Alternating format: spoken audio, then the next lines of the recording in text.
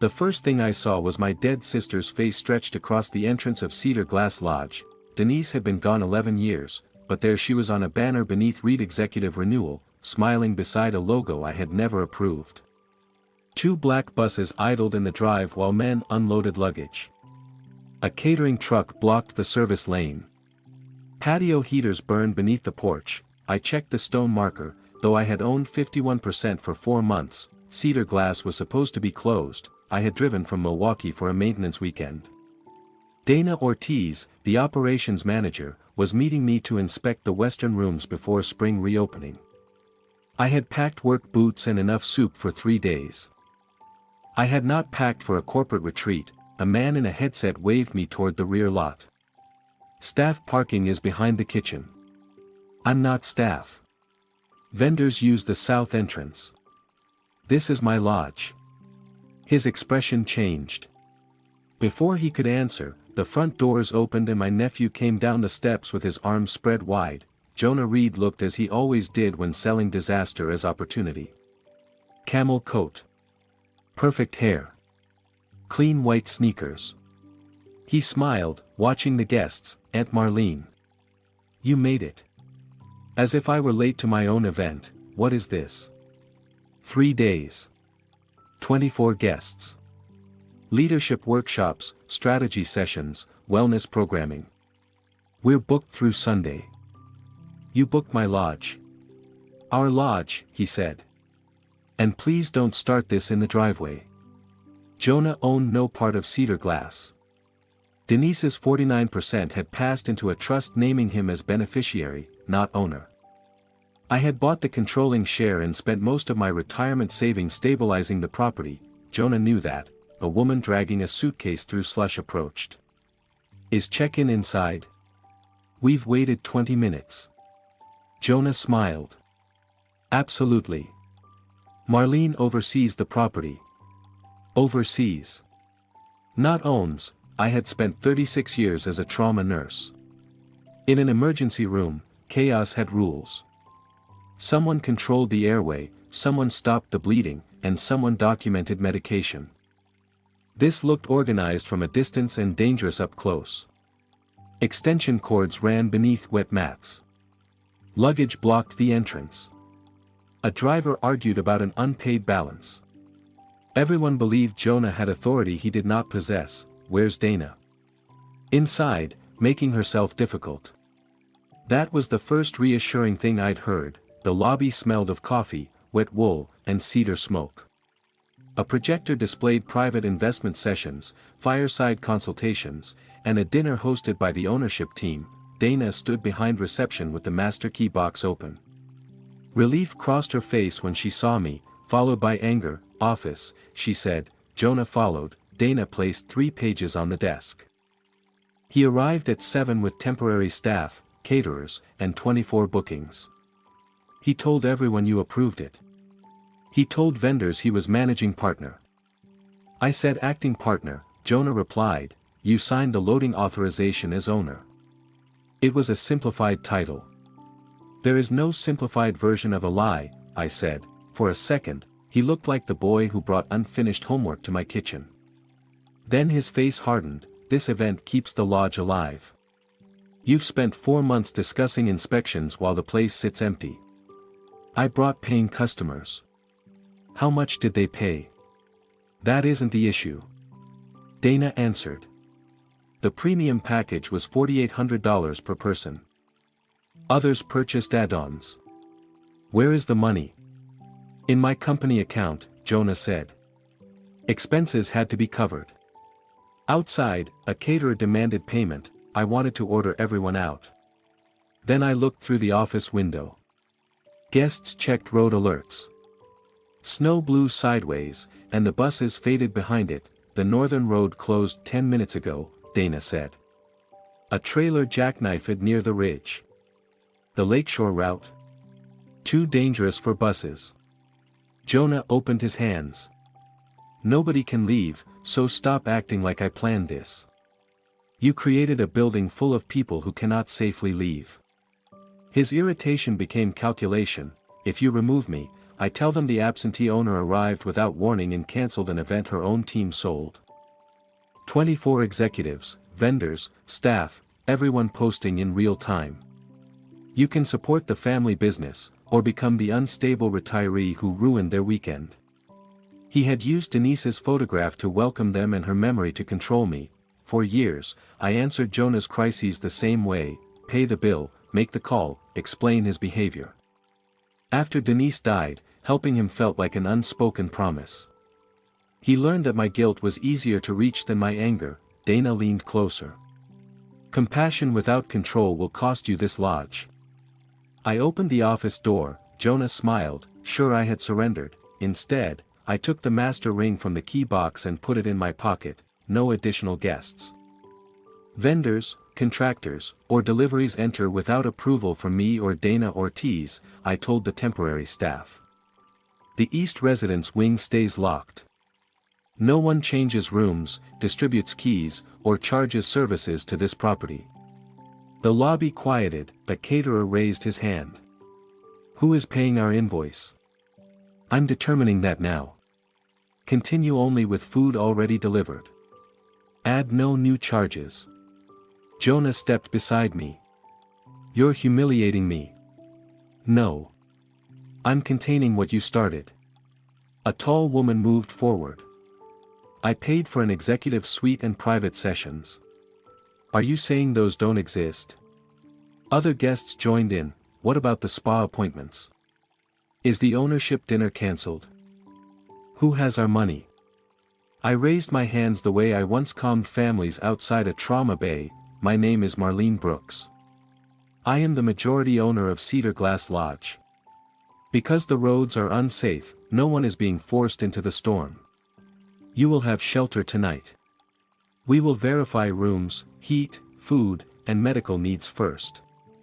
Then I will review every service you were promised and every payment connected to this event. Jonah fixed a smile on his face. What Marlene means is that we're adjusting the schedule. What I mean is that no one should make another financial decision until I know what was sold. The tall woman studied me, holding a leather portfolio against her side. My name is Paige Conrad. I want that review now. I understand. No, I don't think you do. She removed a thick contract. Jonah moved between us. Paige, your agreement is with Reed Executive Renewal. I can handle this. She stepped around him. I paid $12,000 for 2 premium registrations. Your company represented this lodge as an operating partner. The contract promises access to the owner, an investment consultation, and a closing dinner hosted by her. I never agreed to that. Paige turned to the last page. At the bottom was my full electronic signature. It was not a typed name or a clumsy copy. The narrow loop in the B was correct. So was the uneven final stroke I developed after breaking my wrist 6 years earlier. Beneath it, the contract promised that I, Marlene Brooks, would personally host the closing dinner and certify every retreat benefit. For several seconds, I heard nothing, not the guests, not the wind, not Jonah beside me. Paige tapped the signature once. If you never approve this retreat, she said, who signed your name? I kept my eyes on the signature. Jonah spoke before I could answer. It's a standard digital authorization. You probably approved it with the other marketing documents. I have never used this signing platform. You've signed dozens of things since buying the lodge. Not through this account. Paige looked from him to me. The guests surrounding us had gone quiet enough that I could hear sleet ticking against the front windows. Dana checked the contract footer. The authorization was completed 14 days ago at 9:42 p.m., I remembered that night. Jonah had used my laptop at my Milwaukee condo while helping transfer lodge photographs to the new website. I had left him alone for 20 minutes to answer a pharmacy call. Dana, bring every contract and vendor document to the office. Paige, send me a copy of yours. Everyone else stays in the lobby or assigned rooms. Jonah stepped closer. You're turning a technical mistake into a public spectacle. A technical mistake does not reproduce a broken wrist stroke. His gaze dropped to the signature. Paige noticed. I'll send the complete file, including the emails. Jonah reached for her portfolio. She pulled it against her chest. Do not touch my documents. Phones were already raised. One guest recorded beside the fireplace. Jonah lowered his voice. One accusation from you and this lodge is finished before it opens. These people will post every rumor before dinner. You are not my staff. I'm Denise's son. There it was. Not an answer. A key he had used for 11 years, inside the office, contracts, invoices, guest packages, and an insurance certificate covered the desk. Jonah's logo appeared everywhere. My name appeared whenever authority or money was required. He promised the caterer $28,000, Dana said. Only $6,000 was paid. The buses received a deposit, and the temporary staff were told the lodge would cover the rest. I opened the insurance certificate. It listed Reed Executive Renewal as an operating partner. Call the carrier. While Dana waited, I opened Page's electronic contract. The signature panel showed my name, email address, and a completed identity verification. The recovery number ended in digits I did not recognize. Someone had built a digital version of me. A kitchen message warned that the caterer would remove the food unless payment was guaranteed. Dana covered the phone. The insurer cannot locate the policy number. They're transferring me to fraud review. In the service corridor, workers packed unopened food into crates. Their supervisor, Curtis Hale, held an invoice against his coat. We were told the lodge guaranteed payment. I did not authorize the event. Then my crew leaves with everything we legally can. The storm had trapped 24 guests, and the closed lodge had little food. Letting him leave would punish them. Guaranteeing the full invoice could bind me to Jonah's fraud. I will pay only for food prepared and served tonight, I said. Send a separate, capped invoice directly to me. Curtis wanted more than a promise, so I wrote a limited authorization on lodge letterhead and had Dana witness it. My crew serves dinner. He said. Tomorrow, we renegotiate. When I returned to the lobby, Jonah stood beneath his presentation screen, telling guests there had been a misunderstanding over paperwork. I switched off the projector. This retreat is under temporary operational review. No additional purchases, upgrades, private sessions, or investment payments are authorized. Existing guests will remain in the public rooms and Western accommodation wing. The East residence wing is closed. A man near the stairs objected. We paid for Lakeview Suites. You will receive written records of anything you purchased that cannot be provided. Jonah laughed without humor. You cannot rewrite my event in the middle of it. I am stopping you from making it larger. Dana distributed written rules with meal times, emergency contacts, room restrictions, and complaint procedures. Guests received copies, temporary staff signed them. Then I faced Jonah. Give me every access card. You cannot lock me out of my mother's property. The trust makes you a beneficiary. It does not make you an owner or manager. My mother spent her life building this place. So did I, and then you bought control while I was drowning. His anger carried something real. Denise had dreamed of restoring Cedar Glass, but debt nearly took it.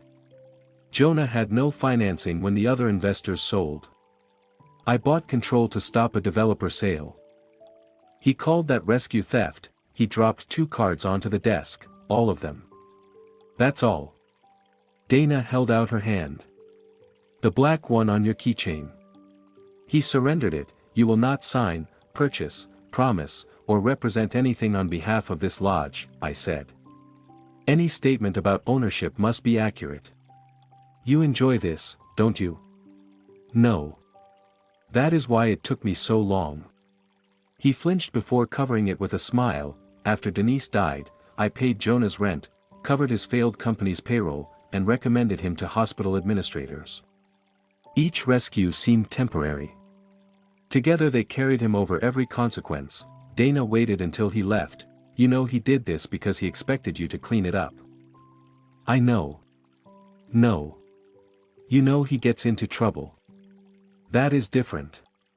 Her words landed harder than Jonah's accusations. I kept thinking refusing him meant abandoning Denise. And every time you saved him, he learned that her memory could authorize the next disaster.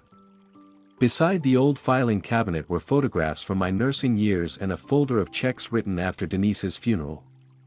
Rent. Utilities. Payroll. Legal fees.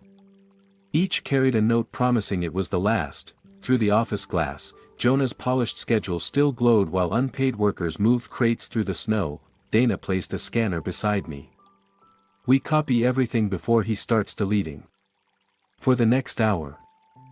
We preserved contracts, invoices, payment confirmations, emails, and screenshots. Page's booking chain showed Jonah repeatedly calling himself managing partner and future owner. One email promised Cedar Glass would become the flagship of a regional lodge collection. I called Jonah back and turned the screen toward him. Did your mother approve of forgery? For the first time that day, he had no immediate answer. His confidence broke, then returned as anger. You think she would approve of you taking the lodge from her son? I asked what she would think of you signing my name. He looked toward Denise's photograph. I was trying to save what should have been ours. You were trying to control something you did not own. You had the money. I had the vision. You had my laptop. His face changed. It was not a confession, but the question had reached the right place. Dana's phone rang. She put the insurer's special investigations representative on speaker. The policy number belonged to a pending application, not active coverage. No premium had cleared. The application used my name, birth date, ownership information, and an electronic authorization linked to the unfamiliar recovery number, so there is no valid event policy. I asked, not at this time. You should make no representation of coverage while we investigate. Who is listed as the applicant? You are listed as property owner and guarantor. Jonah moved toward the door. Dana blocked him, and Jonah Reed? The representative paused. He is identified as managing partner of Cedar Glass Lodge. That is false. There is an additional ownership statement. The room seemed to narrow around the phone. What statement? The application identifies Mr. Reed as the expected future owner of the property following a pending transfer. I looked at Jonah. He no longer looked angry. He looked caught. The insurance investigator asked whether I wanted the application cancelled. My nursing instinct said stop the bleeding. Another part wanted Jonah exposed. I made myself breathe. Freeze it, I said. Preserve every login, verification message, uploaded document, and submission record. Do not release anything to someone claiming to represent Cedar Glass without speaking to me or Dana. We can place an identity fraud hold, she said. Contact counsel. Jonah laughed. There is no transfer. That was projected language for investors. Then preserving it should not worry you. The road stayed unsafe. County alerts warned of near zero visibility, and the bus company refused to move before daylight. Removing Jonah would not remove the 24 people he had stranded inside. It would leave me with frightened guests, unpaid vendors, and no complete record of what he had sold. So the retreat would continue for one day. Under my control, I posted a revised schedule. Approved meals and workshops could proceed. The East Wing, dock, fitness studio, storage rooms, and unfinished spa remained closed. No investments, memberships, upgrades, or new contracts were allowed. We would supervise everything. You cannot take over my program, Jonah said. You brought it here using my identity. These people paid for my expertise. They will receive whatever can be provided legally. The rest will be documented. He leaned close. Humiliate me, and everyone here will believe you stole my mother's future. You used Denise's photograph to sell rooms. I used her legacy. You used her. A guest approached, and his anger vanished beneath a polished smile. Even without access cards, he could turn my resistance into part of his program. At 8, Jonah introduced me to the Lakeroom workshop as the family steward behind Cedar Glass. I stayed because leaving would let him define my absence. His logo covered the carved lodge crest, hiding my grandfather's initials. I smiled toward the camera only so the recording showed me calm and in control. When the workshop began, I slipped away. Paige waited beside the linen room with her portfolio. Are you protecting him? I'm protecting the guests while I determine what happened. Inside, folded sheets muffled the hallway. Paige spread emails across a housekeeping cart. She and her partner had been promised private meetings with investors, permanent priority booking, and membership in a future network of 7 lodges. Jonah had also offered entry into an ownership circle for another $25,000. Did you pay it? No. The closing dinner was the deadline. Who were the investors? He claimed confidentiality. And the 7 lodges? He showed renderings. We own one. Paige waited for an excuse. I did not know about an expansion. I do not know whether those investors exist or where your payment is held. I will not call this a misunderstanding without evidence. Her shoulders lowered. That is the first direct answer anyone has given me. She agreed to forward the original emails, attachments, receipts, and message headers. Other guests came quietly with promises of developer meetings, unfinished spa services, advisory positions, and limited memberships. Dana and I recorded names, amounts, dates, and documents in the linen room. By 10, the pattern was larger than one forged signature. Jonah had sold access to people, services, buildings, and ownership opportunities he did not control. Vendors confirmed reverse deposits, false lodge guarantees, unusable spa rooms, and repeated failed attempts to collect balances. I called Leah Benton, the attorney who handled my purchase of cedar glass. Do not publicly call him a thief, she said. Do not present forgery as a proven conclusion. Preserve everything, separate lodge operations from his company, and promise no refunds until we locate the money. He used my identity. I believe you. Belief and evidence are not the same thing in court. Build the evidence. I stopped trying to win arguments and started collecting facts. Leah asked for the processor on Paige's receipt. Dana found Northline Merchant Services. After several transfers and an identity check, I reached a risk analyst named Caleb Morris. He confirmed that REIT Executive Renewal had processed payments for 6 weeks. Some money had reached Jonah's business account. The rest remained in reserve pending completion of the event. Can it be released today? There is a transfer request pending. Across the lobby, Jonah opened his laptop. Place a temporary fraud hold. Caleb requested the deed, my identification, the disputed contract, and the insurer's case number. Dana scanned them. Leah reviewed the dispute form before I signed. Jonah crossed the lobby. What are you doing? Reviewing payments. You have no authority over my merchant account. I have authority to report transactions supported by my identity and property. His phone chimed. On his laptop, a green transfer bar turned gray. Account review in progress. For 1 second. Panic stripped every polished layer from his face. Then he closed the laptop and smiled at the guests. At lunch, guests divided between those demanding refunds and those defending Jonah's vision. Jonah blamed legacy ownership complications and told them I had frozen the refund money. By dessert, some believed I was protecting them. Others believed I had trapped their funds. He found me near the service door. This is what you wanted, he said. Everyone looking at me like the family failure. I wanted accurate contracts. You always expected me to fail. I paid your payroll twice.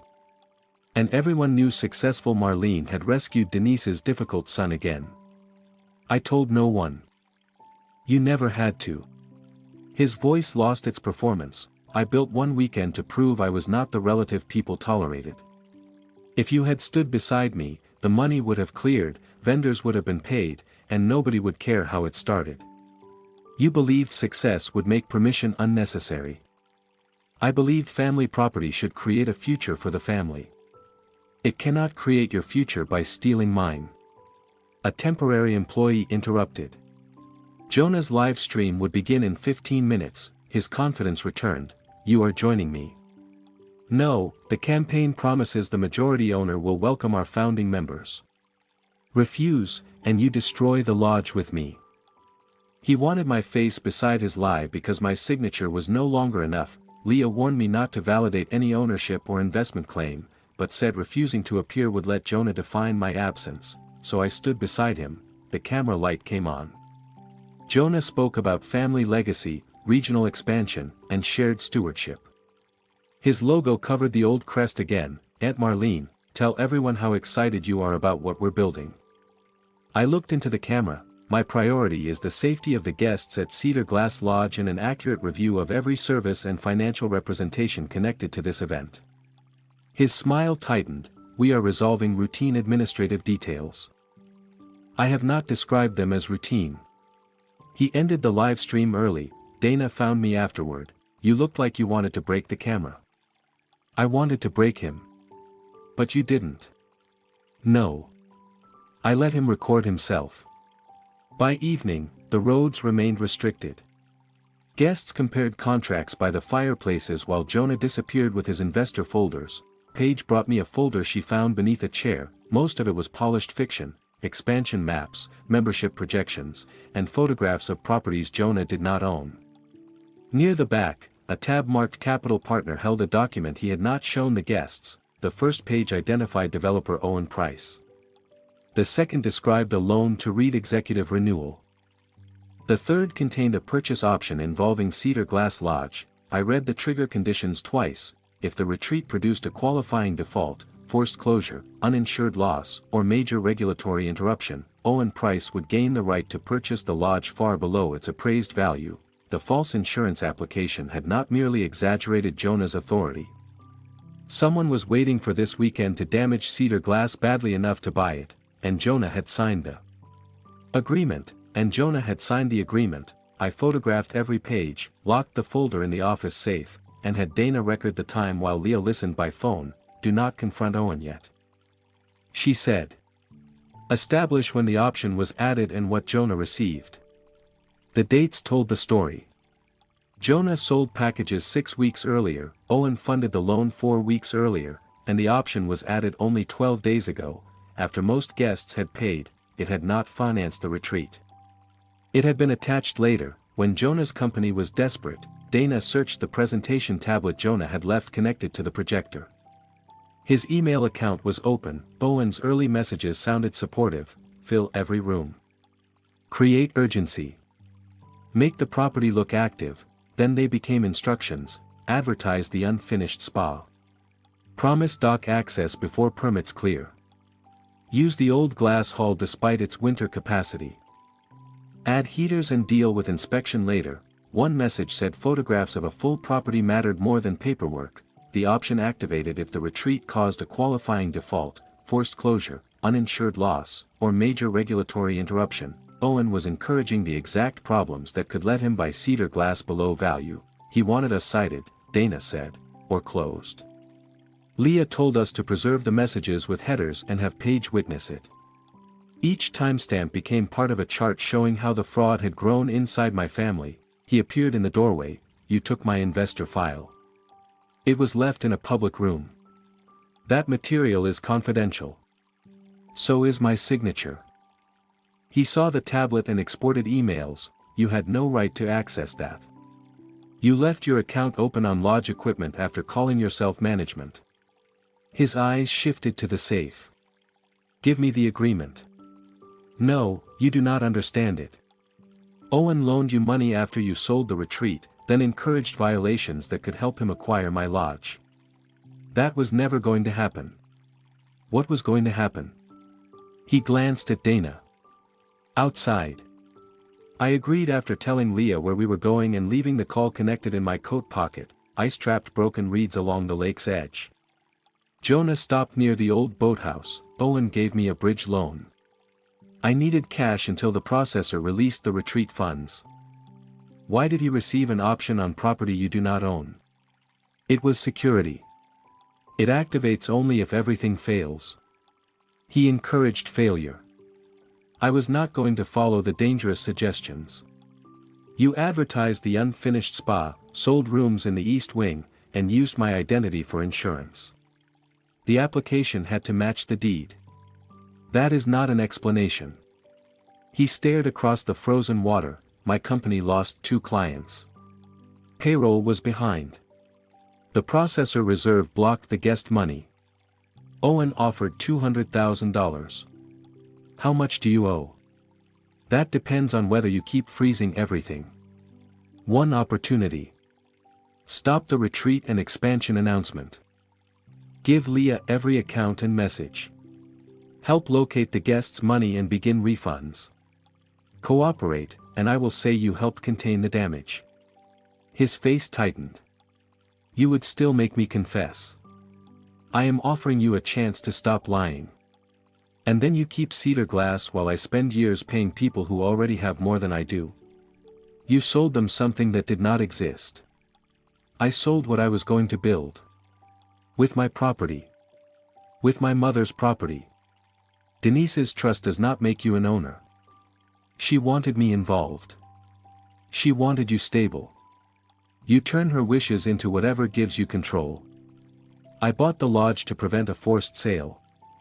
And made yourself majority owner while I had no way to compete. You had no financing because I had already rescued 2 companies.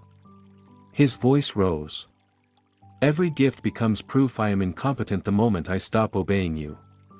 I never asked for obedience. You call it a boundary when you say no. When I say no, you call it another bad decision. Jonah did not merely expect rescue. He believed my refusal was an attack and my limits were proof I wanted him beneath me. I am not trying to control your life, I said. I am refusing to let you control mine. He looked toward the lodge. If the dinner succeeds, investors commit tonight. The processor sees a completed event. I repay Owen, pay the vendors, and the option disappears. You are betting Cedar Glass on money no one promised. Successful people take risks. With things they own. He laughed. You already decided what I am. No. You are deciding it now. Come inside. Sit with Leah. Disclose everything. Help refund the guests. He walked away. That was his answer. By noon, county crews reopened the northern road to passenger vehicles. The buses could leave after inspection and a plow escort. Suitcases appeared in the lobby. Guests called spouses, attorneys, and credit card companies. Vendors began packing. A man who had defended Jonah demanded a written refund deadline.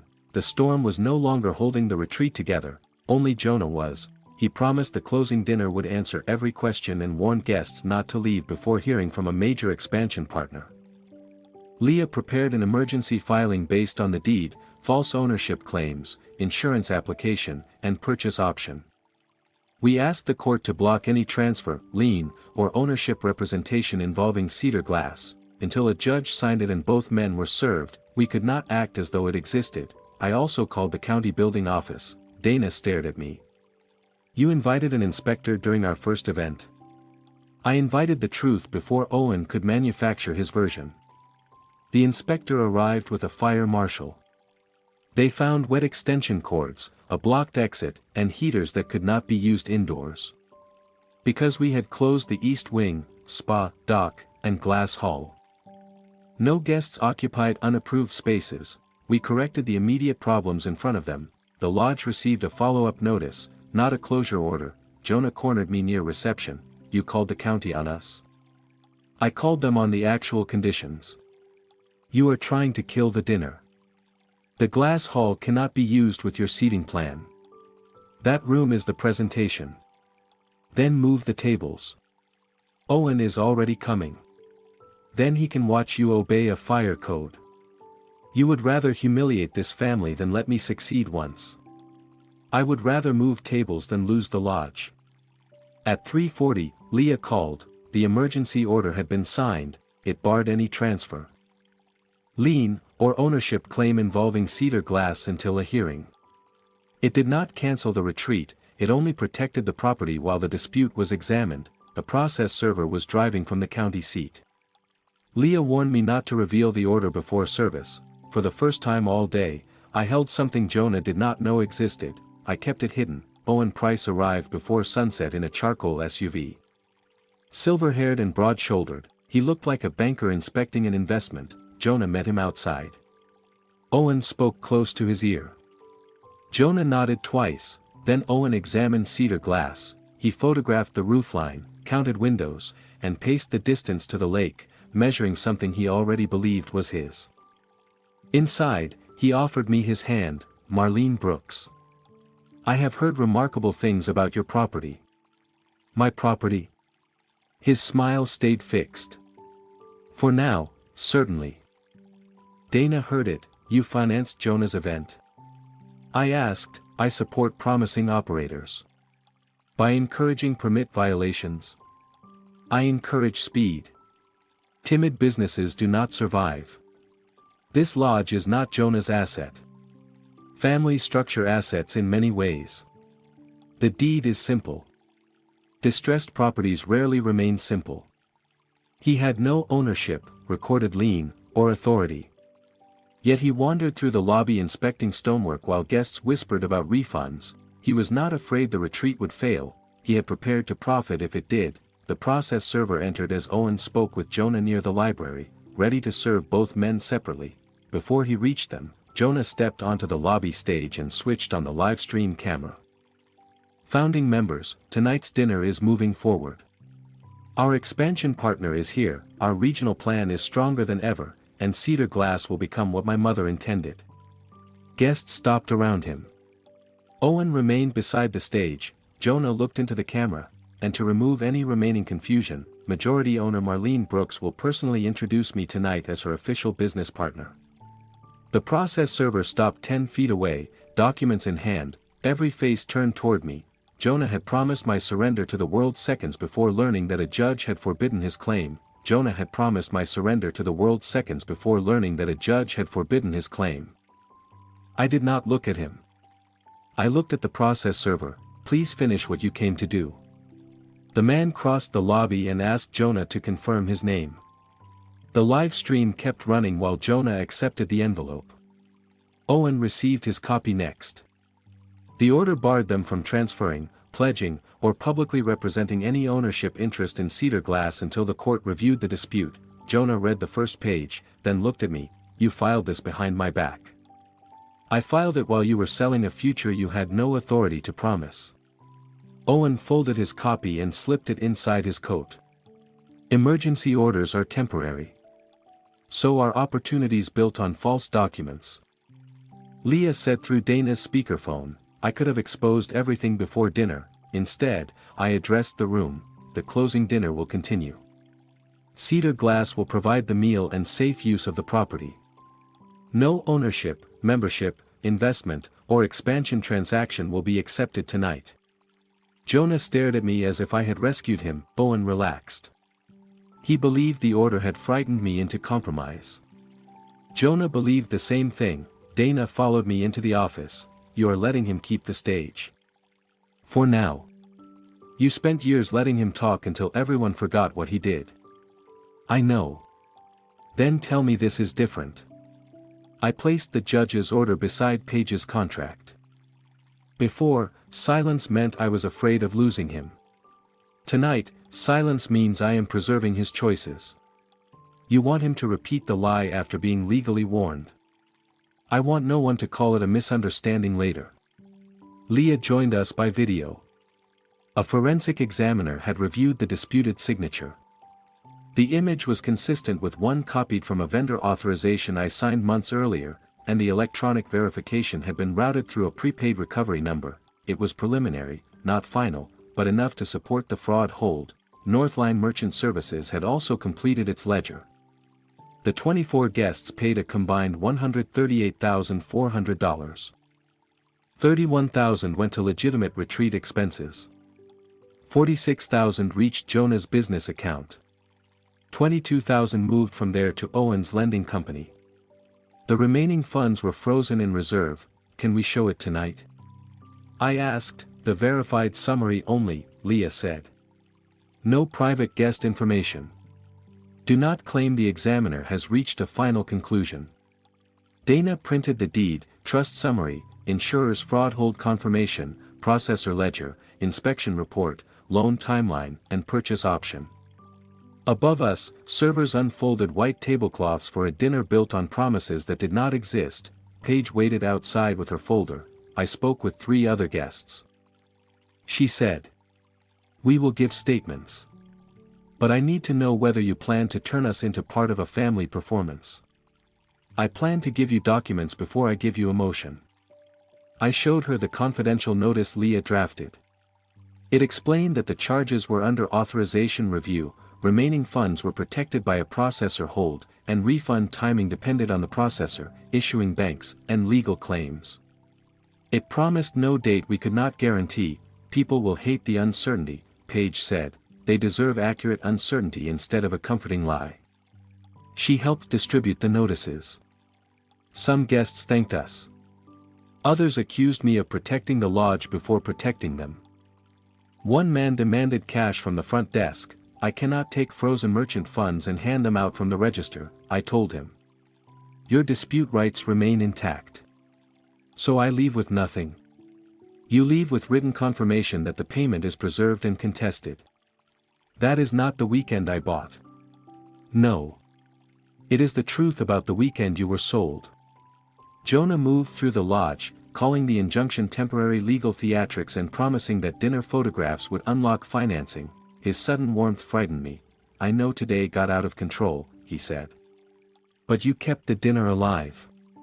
Mom would have appreciated that. Do not use Denise to thank me for containing your fraud. When this is over, we should sit down privately. No attorneys. Just family. A real partnership. Proper papers this time. You handle operations, I handle growth." He rested a hand on my shoulder. Jonah had mistaken restraint for surrender so completely that he was offering me a place in the business he invented with my identity. I removed his hand. "Prepare your presentation." His face brightened. "You are introducing me. I will be present." That is all I needed to hear. He kissed my cheek and walked away. In the glass room, Jonah had ordered seating for 110 people, although the corrected fire layout allowed 72. Extra tables narrowed the aisles. Decorative trees concealed an exit sign.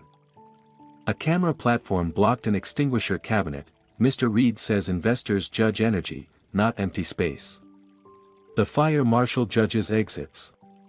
Dana photographed the unsafe layout. Then we removed 38 place settings, opened the aisles, moved the camera platform, and carried the trees into storage. Jonah arrived halfway through. "What are you doing?" "Keeping the dinner legal." "You are making the room look abandoned." "I am making sure people can leave it." "Owen needs photographs that show demand." "Owen can photograph compliance." He turned to the staff. "Put the tables back." Dana held up the signed capacity notice. "Anyone who restores that layout can explain it to the county." Jonah looked around and realized he no longer commanded the workers. Then Owen approached, and Jonah transformed his anger into a laugh. "Last-minute design adjustment," he said. "Marlene is meticulous. You are allowing fear to shrink the event. I am allowing 72 people to survive an emergency. Language like that kills confidence. Blocked exits kill people." He leaned closer. "This property needs an operator willing to move faster than permission. This property has an operator. For now." The injunction was folded inside his coat while he threatened me with the outcome it prohibited. By 6, Cedar Glass held 2 productions. Upstairs, Jonah rehearsed a speech about family legacy and expansion. Downstairs, Dana printed evidence while Leah checked every caption and date. Through a floor vent, I heard Jonah practicing beneath my portrait. "My aunt believed in preservation. I believed in possibility. Marlene protected these walls. I gave them a future." Jonah stood beneath the image of the woman whose name he copied, rehearsing the sentence that would erase her ownership. Paige brought signed statements from 5 guests and 2 vendors. Curtis Hale documented the false guarantee given to his catering company. The bus operator provided Jonah's claim that Cedar Glass would cover every remaining balance. I came here ready to sue everyone connected to this building, Paige said. You may still sue. I know. But I no longer think everyone is the same. Northline sent the final verified ledger at 6:23. It confirmed the $22,000 payment to Owen's company. The insurer confirmed that no valid event policy had taken effect. The examiner sent a signed preliminary opinion that my signature image had been extracted from an earlier authorization. The inspection report confirmed the lodge remained open because Dana and I corrected the violations before guests used restricted areas. Every defense Jonah had hinted at now had a document waiting behind it. Dana noticed my shaking hands. Jonah might cancel the speech. Owen might order him to leave. Guests might erupt before we finished. A careless accusation could damage the civil case. You can stop this, she said. Close the event and let Leah handle the rest. That would protect the case. It would protect you. For years, I stopped every consequence before it reached him. If I close the curtain now, he will say Owen misled him, the contracts were drafts, and the ownership language was private optimism. So you need him to choose it publicly. I need to know whether he will. Dinner guests entered at 7.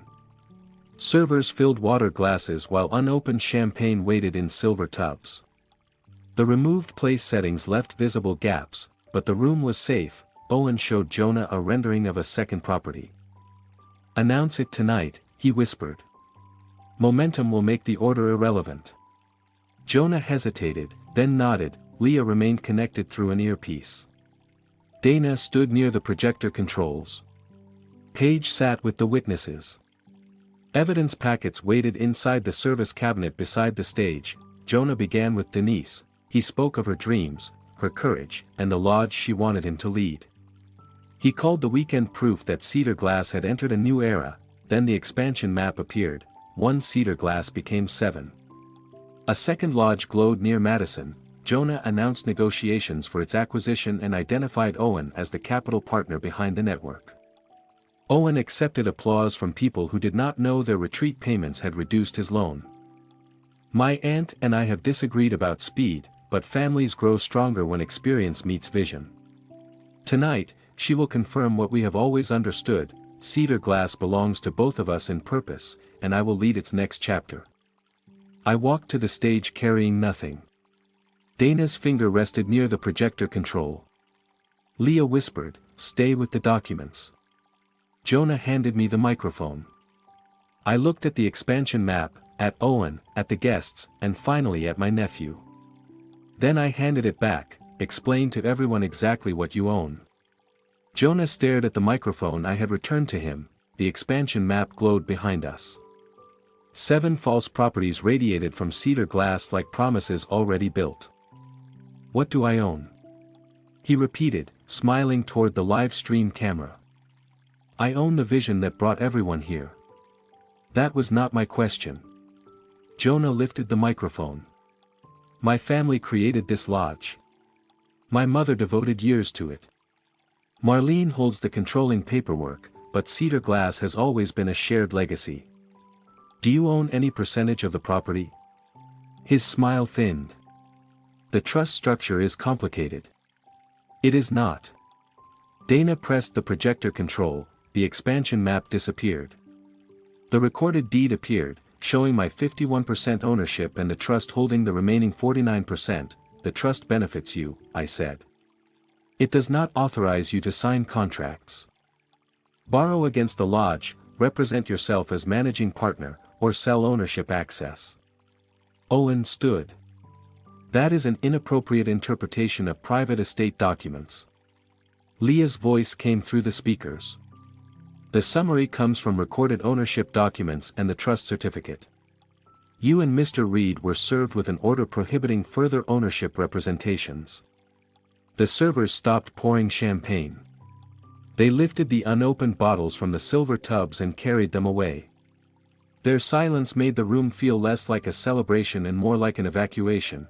Jonah looked at me. You bought control because you knew I could not compete. I bought control because the lodge was weeks from a forced sale. He turned toward the guests. This is a family fight staged for your entertainment. My aunt has spent years using money to decide who deserves a voice. You may discuss our history with me, I said. You may not use it to change the deed. Dana changed the screen. Page's contract appeared with my copied signature beneath promises of owner access, investment consultations, and a closing dinner certified by me. For more contracts followed with the same image. Jonah pointed at the screen. Those were prepared by an outside contractor. The preliminary analysis found that the image was extracted from a vendor authorization I signed months earlier, I said. The electronic verification used a prepaid recovery number that does not belong to me. Preliminary, Jonah said. Not final. That is correct. I am describing exactly what the report says. Owen stepped into the aisle. A copied image proves nothing about intent.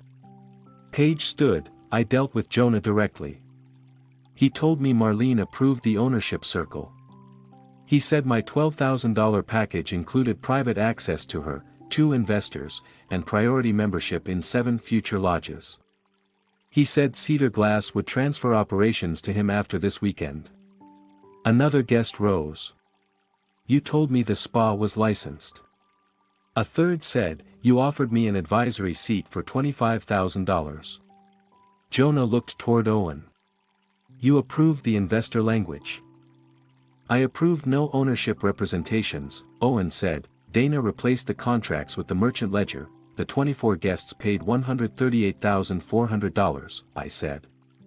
$31,000 covered documented expenses. $46,000 reached Reed executive renewal. $22,000 moved to Owen Price's lending company. The remaining funds are frozen. Owen moved toward the service cabinet holding the evidence packets. Dana stepped between him and the door. Those include my private loan documents. They include records preserved for counsel, Leah replied. Do not remove them. I am leaving. You may leave, I said. You may not take lodge records, guest contracts, or preserved evidence. Several guests stood. One man blocked the aisle. You are not going anywhere with our money. Another demanded police. Voices rose. Chairs scraped. Owen reached for his phone while Jonah tried to speak over everyone. I took the microphone. Sit down. Do not block exits. Do not touch Jonah, Owen, their belongings, or any documents. Cedar Glass will not allow this room to become a mob. You expect us to be calm. The man shouted, I expect us not to damage evidence or give anyone a reason to claim intimidation. Your payments are frozen or traceable. You may contact law enforcement, your banks, and your attorneys. Nobody will be detained by guests inside my lodge. Page touched his arm. He moved aside. Before Owen reached the lobby, Dana displayed the purchase agreement. It showed his $200,000 loan to Jonah's company and a discounted purchase option triggered by a default, closure, uninsured loss, or regulatory interruption at Cedar Glass. This option depends on authority and documents now disputed as fraudulent, Leah said. Its enforceability will be decided through proper proceedings. It gives Mr. Price no present ownership. The next screen showed his messages: fill every room, use the glass hall, promise the spa, add heaters, and deal with inspection later. Owen turned. Those communications are out of context. What context makes a closure useful to you? I asked. He said nothing. Dana displayed the county inspection report. It listed wet cords, a blocked exit, excess seating, unauthorized heaters, and unapproved areas. The conclusion stated that the lodge remained operational because Dana and I corrected the conditions before restricted spaces were used. The inspector stood near the rear wall. I will not comment on motive, he said. I can confirm that Ms. Brooks and Ms. Ortiz cooperated immediately. The lodge was not ordered closed. He left with a local attorney who had arrived during dinner. Snow swept through the lobby door before it closed. Jonah watched him go. You said you would cover me. He called. Owen did not turn around. The room became so still that I heard snow brushing the windows. Jonah placed the microphone on the table. There was no applause, only the small plastic sound of it touching wood. Owen told me the option was a formality, he said.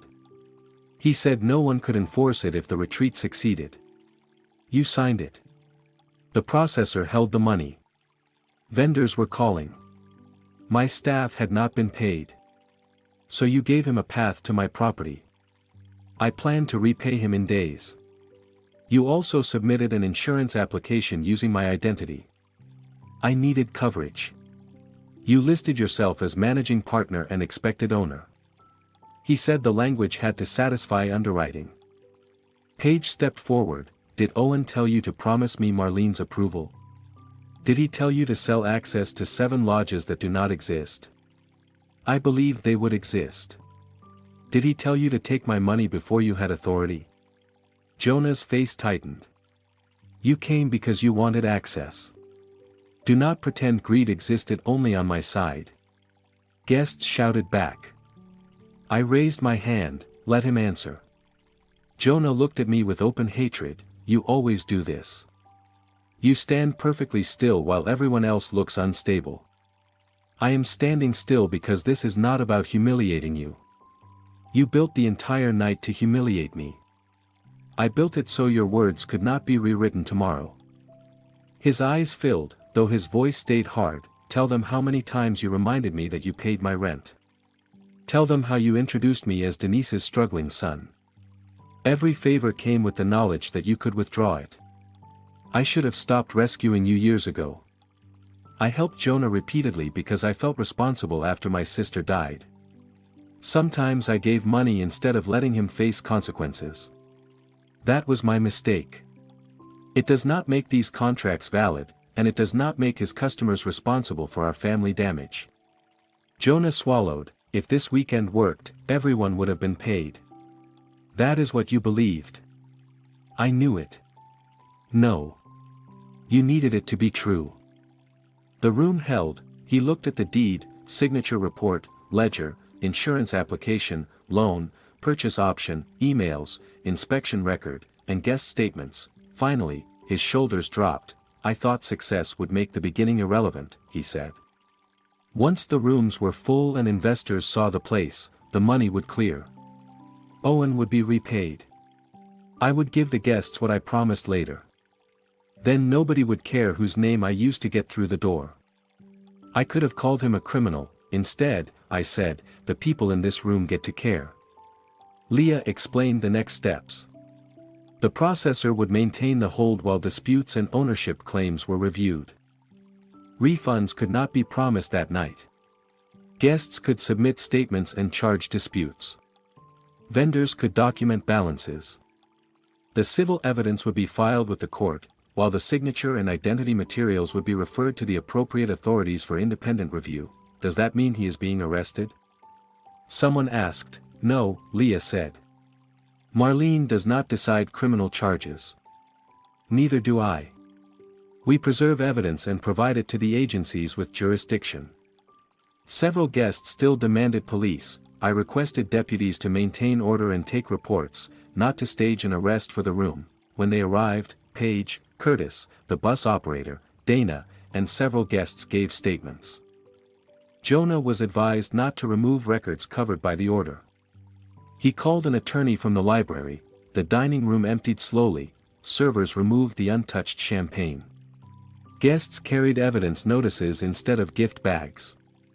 The false expansion map remained dark. Near midnight, Dana locked the last public door. Leah confirmed that the records had been uploaded to secure storage and delivered for formal civil review. The identity materials would be forwarded separately in the morning.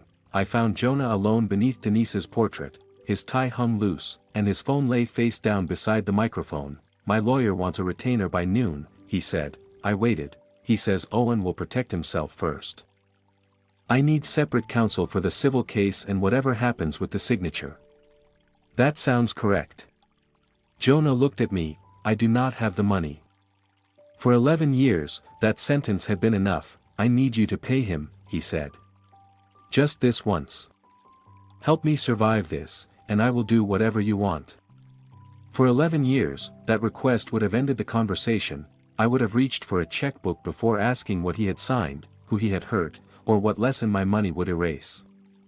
I called it loyalty. Jonah called it proof that I still loved him. This time, I kept my hands at my sides. I will not pay your legal bills. He stared at me as though I had spoken in another language. You just watched Owen abandon me. I watched you choose him after I offered you a lawful way out. I said I would do whatever you want.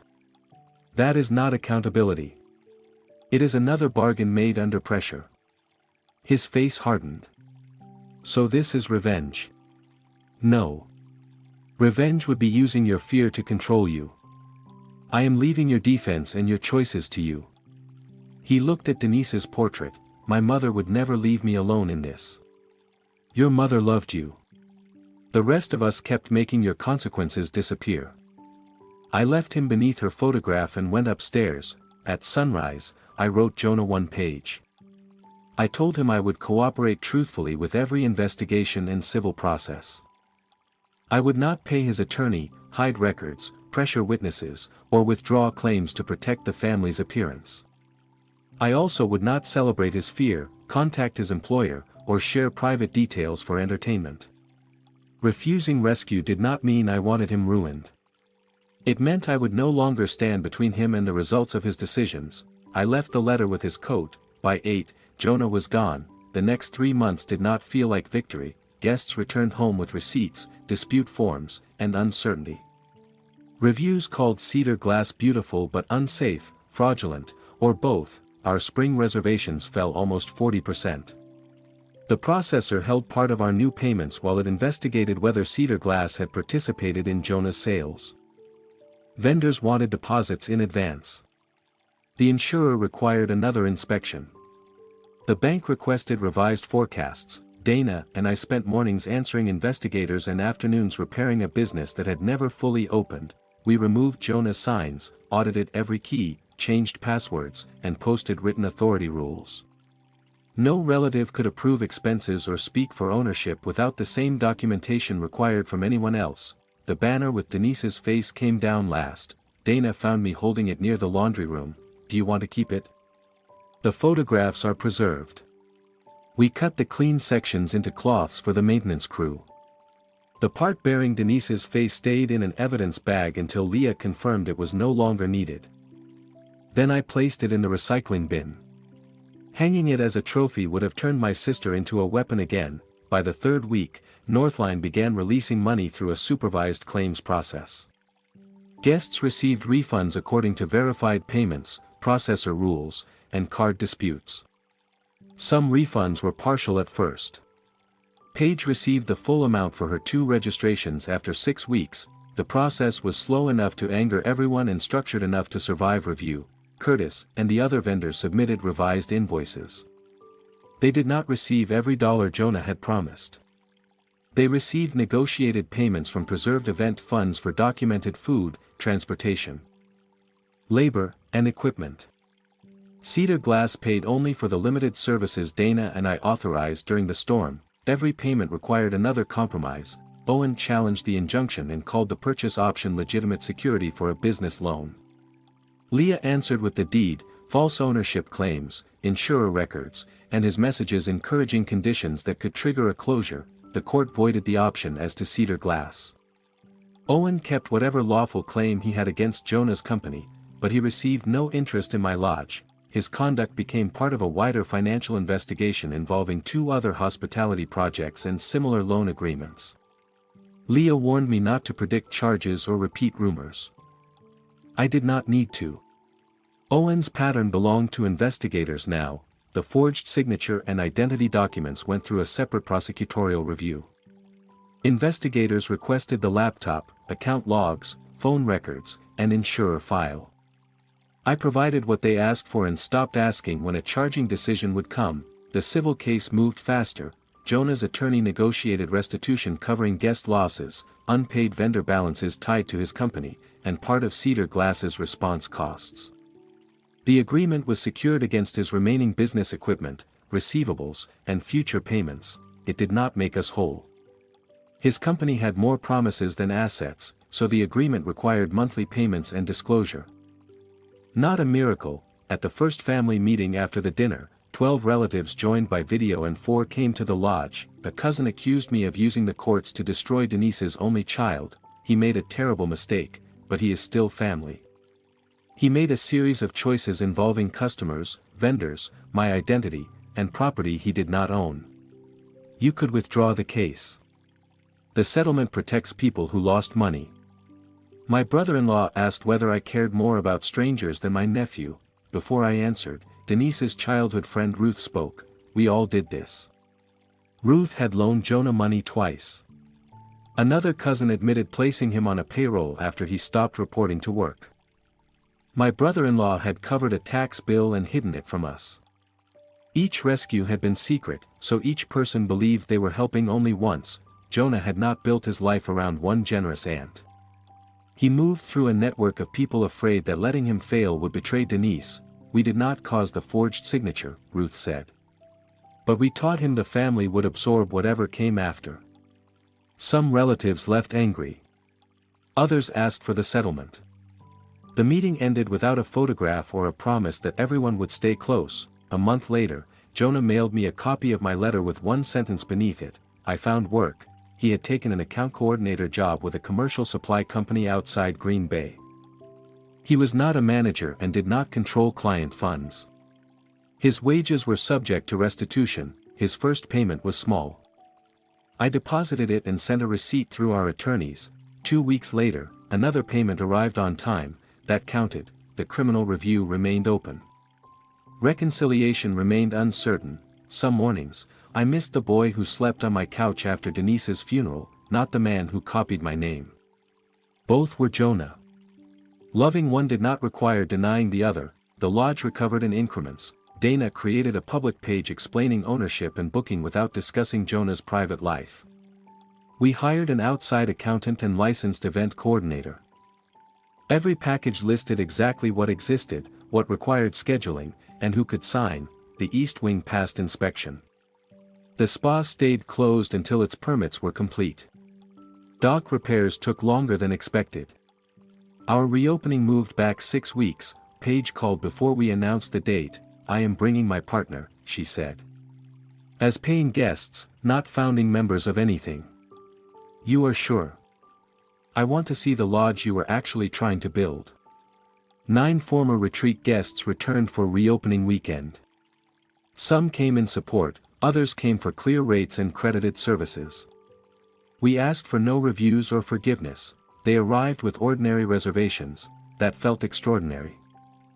The reopening dinner used 72 legal seats, though only 46 were filled. The exits remained visible. The old crest stayed uncovered. No expansion map appeared. After dinner, Paige handed me a photograph of the original retreat group standing in the snow. On the back she had written, "Truth was expensive, but cheaper than the lie would have been." I placed it in the office file, not on the lobby wall. By early summer, reservations steadied.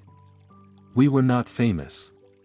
We were solvent enough to continue. One Friday, my niece Caroline called. She was Denise's goddaughter, a teacher with 2 children. We would like to visit from July 12th through the 15th, if the East Wing is available. 2 adults, 2 kids. We can take rooms 14 and 15. Is 3 nights okay? I looked at the calendar. Yes. 3 nights works. She emailed the details anyway: arrival time, departure time, rooms, dietary needs, and a question about the lakeside fire pit. I printed the message and attached it to the refrigerator with a wooden magnet. Dana saw it and smiled. New reservation system. Family version. When Caroline's car arrived, no convoy followed. No vendors appeared. No one carried a banner or claimed a room. The children waited on the porch until I opened the door. Caroline hugged me and held up a grocery bag. We brought what we said we would. Rooms 14 and 15 are ready. Her son pointed to the locked East Wing door. Can we go in? You can. You were invited. I turned the key. Warm light spread across the new floors. The children entered after Caroline reminded them to walk. Their laughter moved through rooms that had once held forged promises. On the refrigerator, Their dates remained visible. My home was not closed, the door simply had rules now.